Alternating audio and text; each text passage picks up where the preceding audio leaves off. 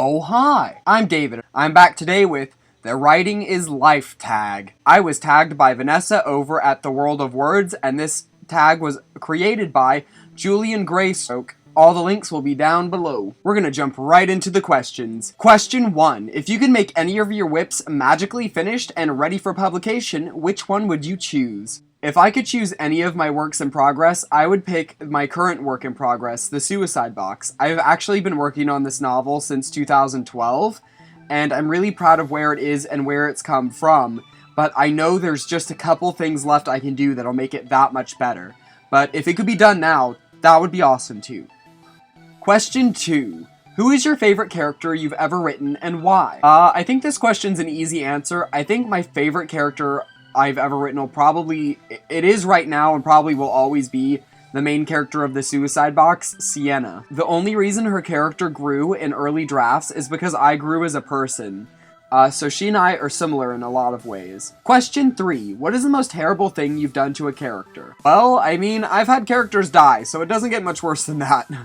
Question 4. What character or work are you most disappointed with and would go back and rework? This question is an easy one. I've already been working on improving this, and if you've been following my Camp NaNoWriMo vlogs, you can see that I wrote a whole bunch of words during NaNoWriMo for his point of view to help characterize him even more than I already have since I initially billed it as a problem that needed fixing. But that was probably the biggest issue I'd say I had with my current work in progress was the love interest wasn't love interesty enough by the end of the early drafts. They didn't have a good reason to be together, and he wasn't as interesting of a character as she was. And then on top of that, his background story and motivations weren't explained near as well as hers were. So now I've been going back and reworking it, and treating the relationship like it's its own character has helped a lot. So that would be what I would rework because I already did. Question 5. Pick a theme song for the main character of your current work in progress. This was a tough one. I couldn't really narrow it down to any one song or artist, but I tried my best. I picked 2 songs by one artist, so I hope that's good enough. The first song, I'd say that my main character, I don't know if it'd be her theme song necessarily, but I know it'd be one she'd listen to a lot. I listened to a lot when I was her age, and heck, I still listen to it. But the first song would probably be Vivica by Jackoff Jill, or Strawberry Gashes, also by Jackoff Jill. Question 6. What is a trope or cliche you're embarrassed to say you use or used? Well, maybe somewhere a love triangle? No worries, though. It quickly got diffused. Hello, Love Square. This is a weird one, you guys. I'm gonna read this question off the page. Question 7. A wizard tells you that if you stopped writing forever, one of your other dreams will come 100% true right now. Would you do it?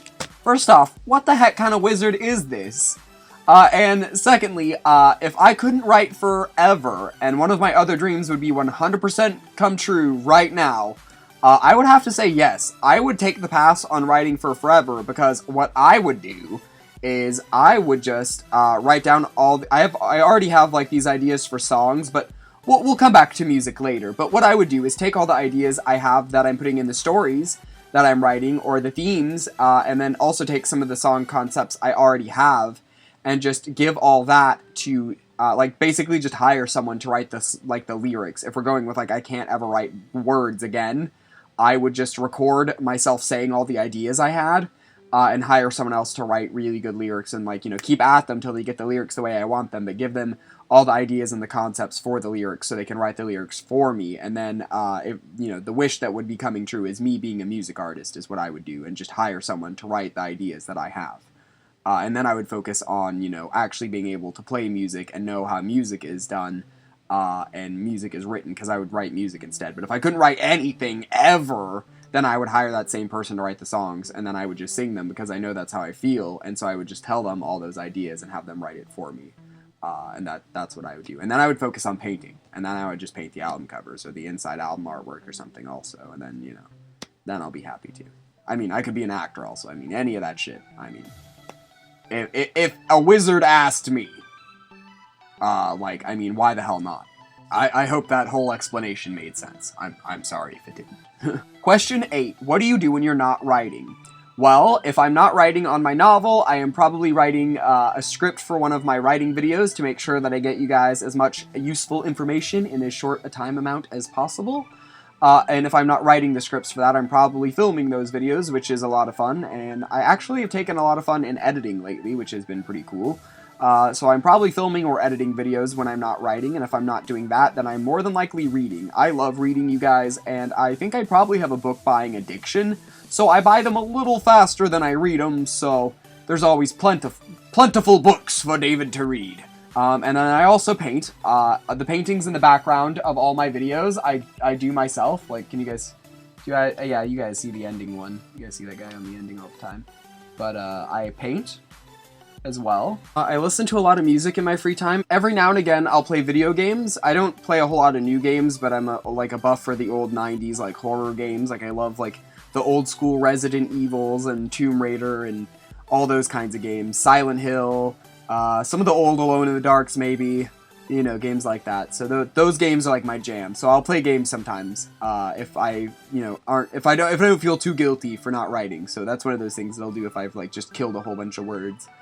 Question number 9: if you could show anyone your work, alive or dead, who would it be? Well, if I could share the book with anyone, I'm gonna have to go with a vague answer on this one, because I started writing my book, The Suicide Box, when I was in a pretty dark place in high school. And through writing it, it's what helped me get out of that place. So I'd want to share it with anyone who feels the way I did when I was in that place.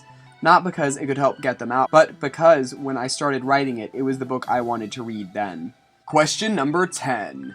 What is the most stressful thing you've ever written? That is stressful for you to write.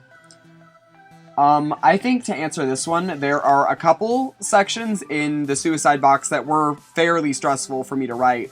Because the main character was going through a deep depression, so whenever you're not feeling that, it's really, you know, kind of hard and kind of strange to try to, like, crawl your way into those feelings so you can express them appropriately when it's not what you're feeling in real life, so it's weird to coax those feelings out.